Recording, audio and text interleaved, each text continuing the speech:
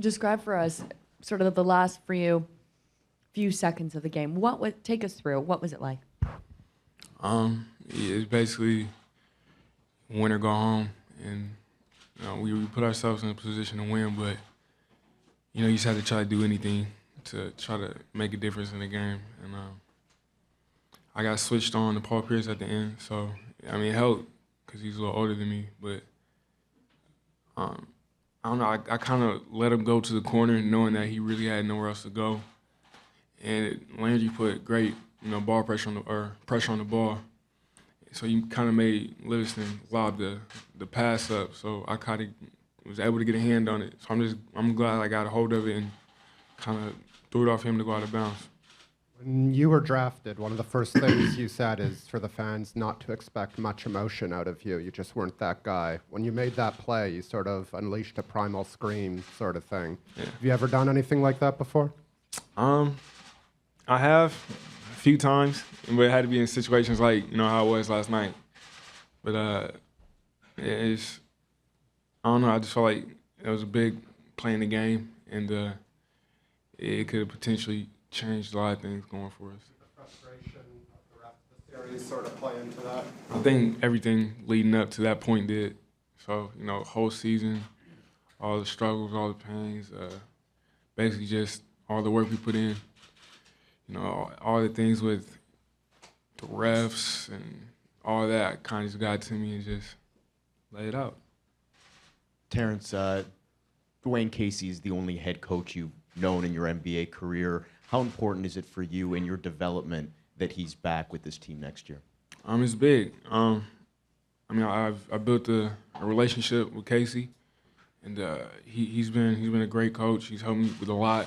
He's taught me a lot, and especially when it comes to defense in the league, I give him a lot of credit, for how I play on the court. So I feel like he'll be a big part of our team. So I would like him to come back. Terrence, how much and what did you learn from that playoff experience? It's a different animal. Everything's different. Crowd, the teams. I never really understood. You play a team so many times. It's like you're not doing your first, second, or third option. Game one anymore. They know everything you're doing before you're gonna do it. So you just have to have a lot of counter moves, and I think that's something I'll probably try to work on this summer. But it's a different game, different animal. It's a lot of games. It's 7 games.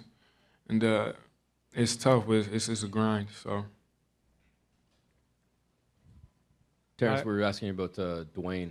Obviously, the other big one hanging over is Kyle. Can you talk about the relationship you forged with him over the course of the year and how important he is to you, let alone to the team? Oh, man, Kyle's like my big brother. I look up to him, asking for advice on a lot of different things, all on and off the court. He's hands down the best point guard I've ever played with. He's taught me a lot.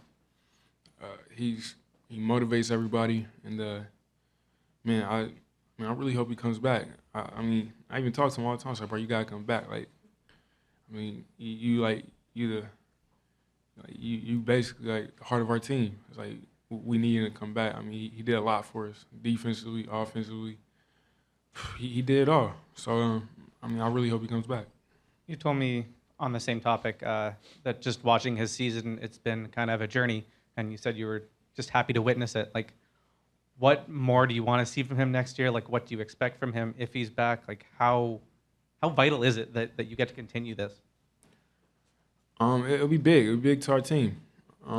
If he does anything close to what he did this year, we're still going to be in the same position, I feel like. So, he's a great player. I only see him getting better, and he has a lot more to do, I feel like. And what better way to do it if he was on our team again?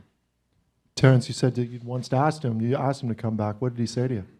He was like, man, he always played off like, man, we got to worry about something else right now. We'll worry about that when we get there. But I really hope he comes back. Both DeMar and Kyle have had really complimentary things to say about you in the second season. What was the support like from them within that locker room all year, and then also through the series against the Nets? Man, they just try to keep my head up, and it was a tough series, but they got me into the right state of mind before every game. So I just get rid of every game before that and just try to go out and try to play a new game.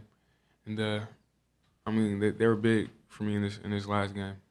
You posted a thank you to the fans on your Instagram account yesterday.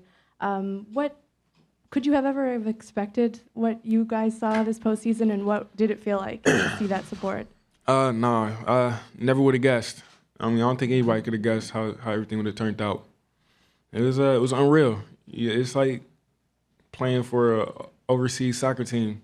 You know, their fans turning out. You can't ask for more. So, man, I'm honored and blessed to be a part of this, and not too many guys get to see this. You know, as long as they can play in the league 10, 15, 20 years. I don't think you'll ever find a support, that they have here in Toronto. Terrence, can you talk about the idea that I can't believe I started a question with "Can you talk about?" I'm embarrassed. Terrence, Next question. can you talk about how you felt about the Toronto Raptors on the day you were drafted, what you thought they would be, and how it felt this past 10 days or so in the playoffs? Honestly, I didn't know much about Toronto. I lived all the way in Seattle. You don't really get to see too many Toronto games, and I really didn't know what to expect. I know that they're, it was an up and coming team, and they were struggling at the moment, but it created that motivation for me to work hard and try to stay on my grind and make sure that I could do whatever I can to try to help this team. Go ahead, Steve. Terrence, in Game 7, we saw from you a lot of the things we're seeing in the regular season. Just wonder what clicked for you in the final game of this playoffs? Just to focus on more than trying to shoot and score. I just try to do a little bit of everything. Defense was my main priority. You can't really control whether the ball goes in or not, but you can always control your defensive effort. And that was a big thing for me. And I just tried to do whatever I could to help the team. How much of that is based more on your headset, what's going on between the ears, as opposed to what's going on the floor?